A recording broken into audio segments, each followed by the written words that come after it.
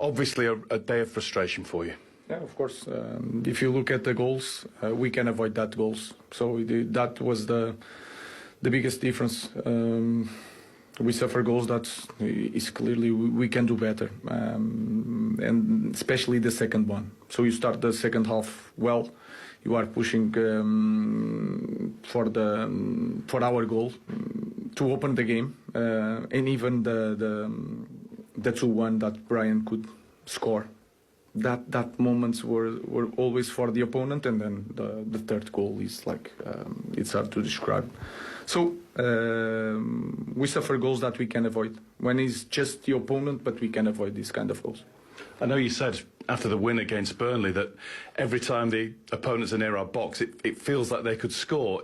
Is that a mental thing? Is it a deficiency in mental thought of the players at the moment? No, the biggest difference is when we had transitions, we didn't score. When City, especially in the second half, the game changed a little bit, and we suffered transition, and they were better in that moment. And again, if you see the moments of the goal, if you look at the play, we clearly can avoid the goals, and that makes the difference in the game like this. But how do you rectify that? Because you clearly work on it every week. So how do you rectify it in games? No, we can do better. That is clear. But again, transitions, the third goal, lack of quality in the connection. People doesn't know who is going to the ball, and then the guy is free to score. The first one, he is in the middle of 4 guys, and we can be more aggressive in that moment because we were near the ball.